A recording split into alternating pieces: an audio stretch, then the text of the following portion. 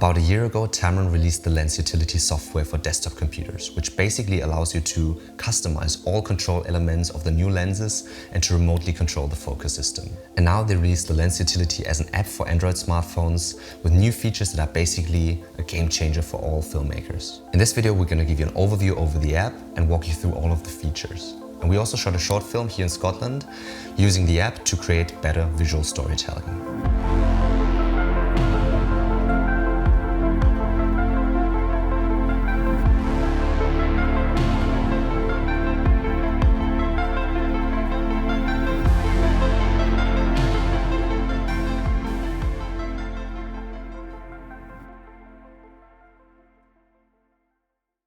In the TAMRON Lens Utility app, we have two main categories. The first one is customization.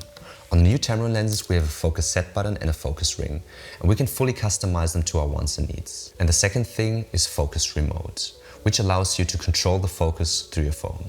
We can, for example, use focus preset to focus on one focus point, which is great for photos when you're taking long exposure shots, or we can use A/B focus to make nice and smooth focus pulls, which is very helpful for videographers. And all of that can be done with your smartphone without having to touch the lens while operating.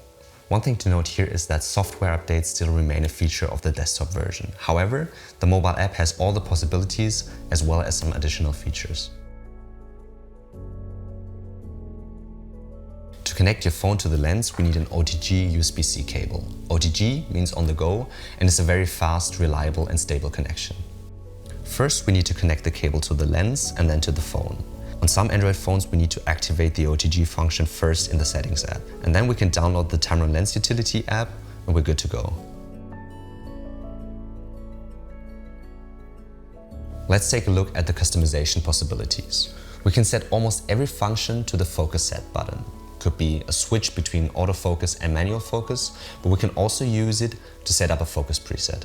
That is very helpful for long exposure photos, for example.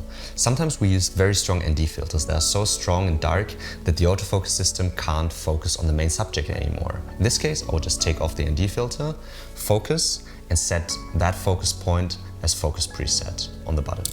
So then we can put on the filter again, and if we press the button, everything will be in focus the way we predefined it.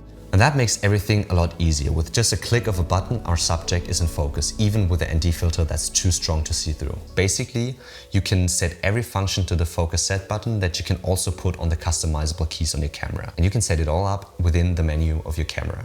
But it's not only the focus set button that you can fully customize. You can also customize the focus ring.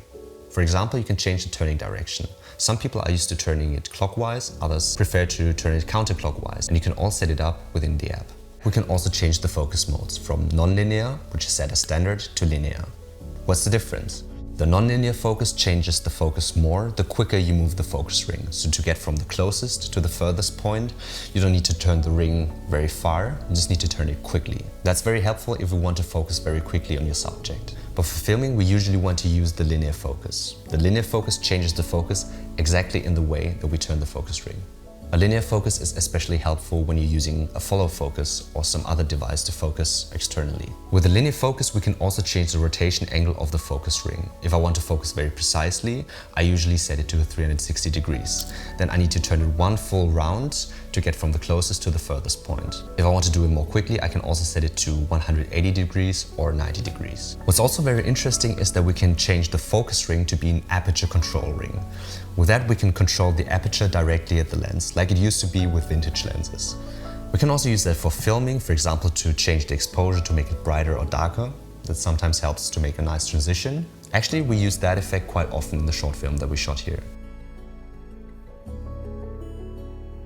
Let's take a look at the second big feature of the app, which is focus remote.